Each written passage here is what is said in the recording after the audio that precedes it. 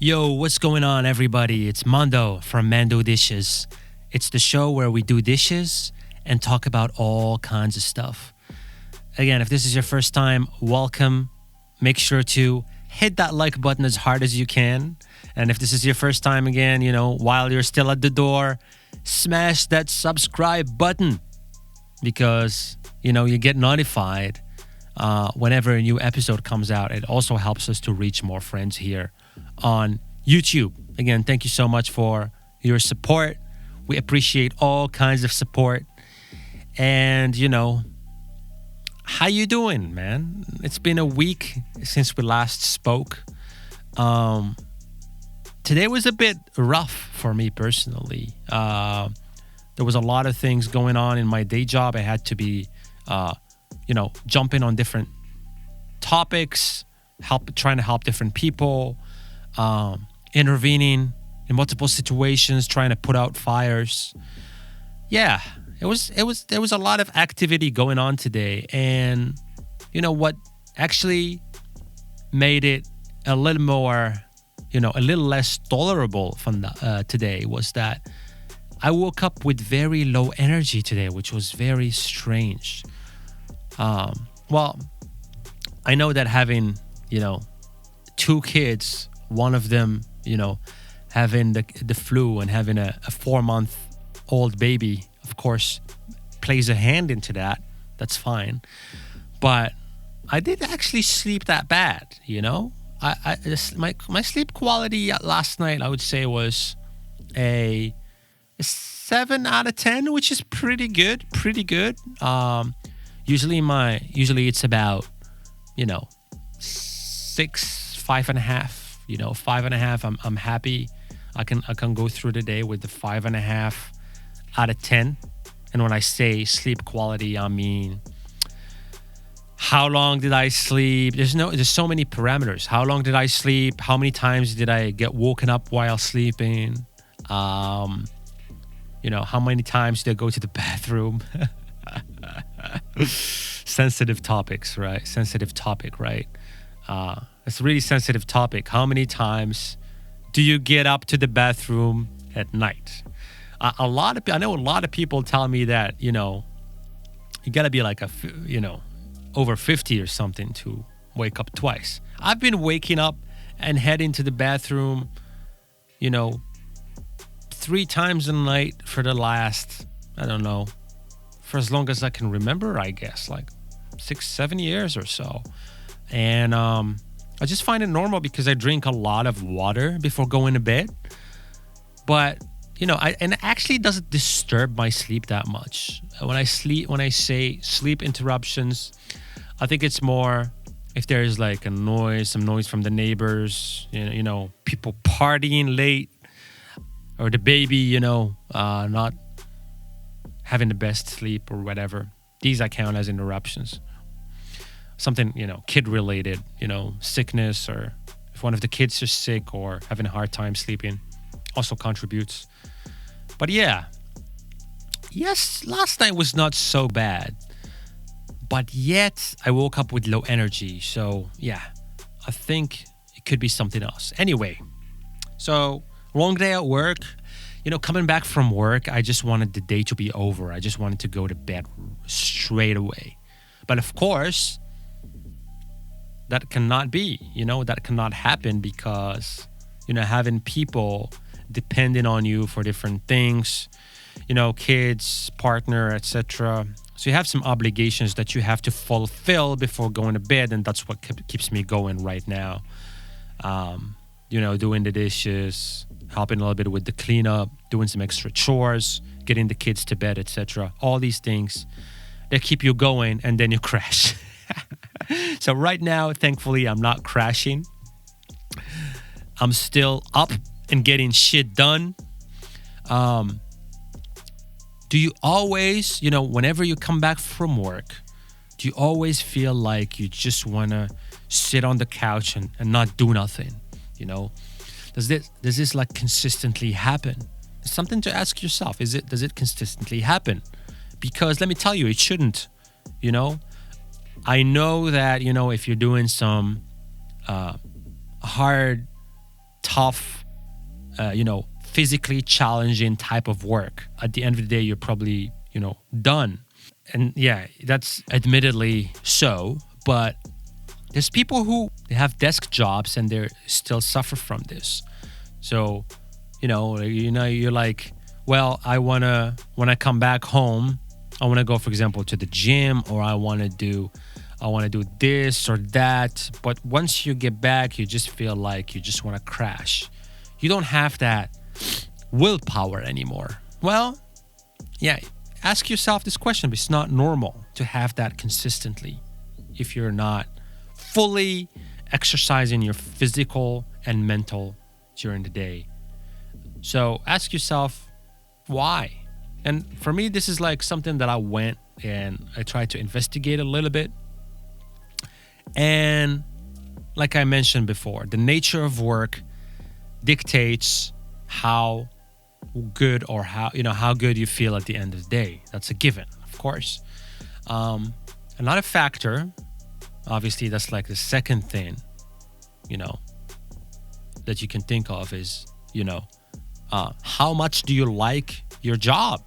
How much do you enjoy your work?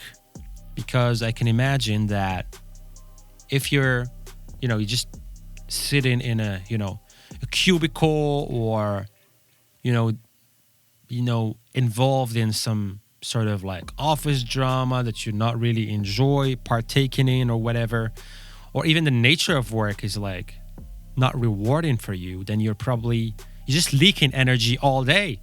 And when at the end of the day, there's nothing left, and then you have to, go to bed and recharge, and so that you're ready to do it all over again the next day. And that's obviously not great. But there's another thing. It's more like visceral. There's another. It's more visceral, more biological, more visceral, more. How do you say that? More physical, more visceral, more subconscious thing that actually takes place, and it dictates how much willpower you have at the end of the day. Because if you're telling me at the end of the day at 6 o'clock I want to hit the gym, or I want to hit the gym after dinner, but when you come back from work, you eat dinner and you just want to go to bed, that means that your willpower is completely fucked. It's like so low that you kick, survival mode kicks in. You just want to go to sleep to replenish. And the visceral, like I was listening to this neuroscientist, right? Like this neuroscientist dude, University of Amsterdam. And he specializes in everything brain related. Like how does the brain, different parts of the brain, how the brain connects to the neural physical system, etc. And something that he said that's very interesting that I didn't know personally before is that the willpower, that sort of energy, it gets activated in your prefrontal cortex. It's called the prefrontal cortex. This is a fancy term for saying, like I said, it's the front end part of your brain, the front part of your brain. I think in there's a small area in the front of your brain. It's called the prefrontal cortex, and that there's a network there, a neuron network that dictates, or that is in charge of, responsible for willpower. The more prefrontal cortex is engaged, the more willpower you will get, essentially. That's what he's telling us. And okay, and then you hear this and you're like, okay, that's great, it's there. But what's fascinating? What's fascinating is that now that we know that willpower is generated from that area, we can combine that with another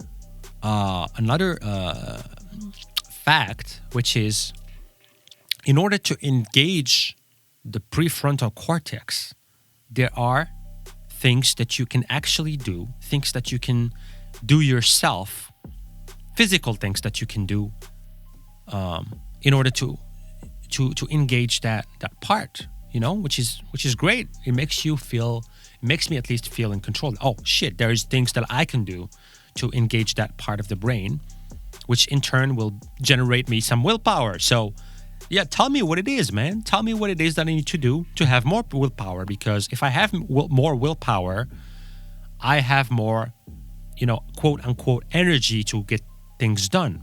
I will procrastinate less. I will be more enthusiastic towards whatever commitment I make, and I just lead to a better quality of life in general. And the way actually you can engage your prefrontal cortex is through exercise. Whoa. Exercise? Really? Exercise is gonna give me willpower? Fuck yes. 100% yes. Okay? The more exercise you do, the more consistent you are at exercising, the more the prefrontal cortex is engaged, which in turn means the more consistent, the higher, willpower you will get throughout the day, And for me, that if I know that I can have that on a consistent basis, I know how much, for example, work I have to schedule. I know how many things I have to put it into my schedule that require willpower, And when I say things that require willpower, it's usually things that you require some, extra push to do. For example, starting new initiatives. That's one of them, for example. Things that you don't particularly enjoy doing, but you have to do anyway, they require some willpower. So that, willpower is like sort of a catalyst there, and so forth. So exercise, man. Exercise, super important. And the norm here that we have, at least in the Netherlands, is a minimum of 30 minutes a day. 30 minutes of continuous exercise every single day. And the exercise can take different forms. It doesn't have to be going to the gym. No, it could be part of your daily activities. Exercise could be walking to work.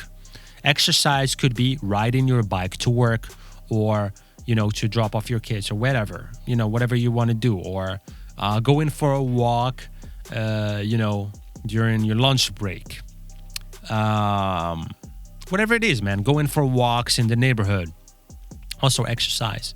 But obviously, quality of exercise also dictates how much, engagement you get in that prefrontal cortex area, if this is what you're after.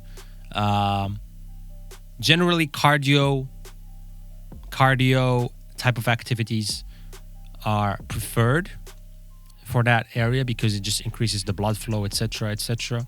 As far as I understand it. So yeah, walks, man, exercise is gonna help you generate more willpower. Now, another thing that I wanted to share with you is something that I realized not too long ago. You only get a certain amount of willpower every day, right? So let's say, hypothetically, we measure willpower in watts. So my understanding or my experience is that you can only generate a fixed amount. So let's say your maximum you can generate during the day is 1,000 kilowatts, for example, right? So if you're, and this is really important, so you have to use your willpower capital very wisely, especially when you're planning your day, for example. So let's say you have, you're planning your day, and then you have certain activities that you want to spread out throughout the, let's say you're planning for the week, right? You're planning things you want to do throughout the week. And among these things that are, there are some things that are, require more willpower than others. Then you have to make sure that those ones are not like scheduled on the same day because you're guaranteed not to get those things all done, right? So be aware of that. Limited amount of willpower every day. You cannot generate, it's a limited commodity, right? In order to generate as much willpower possible, one of the ways is to exercise. One way to categorize activities into activities that require high amount of willpower versus things that require minimum amount of willpower is to look at your habits. So things that you're used to doing, so you're going to do them anyway. Let's say going to the gym, you're used to go to the gym, you've been doing it for 5 years already, for years and years already. You go to the gym, like I say, at 7 o'clock in the morning, then that's this type of activity, you're used to it, it doesn't require willpower. But if you want to start something new, let's say start a new project, that requires a significant amount of willpower. So that's why they tell you, a lot of people say, it's recommended that you set up habits, right, into your lifestyle. It's because once something becomes a habit, then it becomes part of your lifestyle and you don't have to use your willpower capital to do it, right? And then you free up that capital to do other things, other new things that are going to help you grow. Okay, so that's between parentheses. Anyway, thank you so much for listening today. If you haven't done already, hit that like button as hard as you can. Smash that subscribe button. And hit that bell icon so you get notified whenever a new episode comes out. Thanks again, and I'll talk to you next time. In the meantime, enjoy the post-dishwash celebration.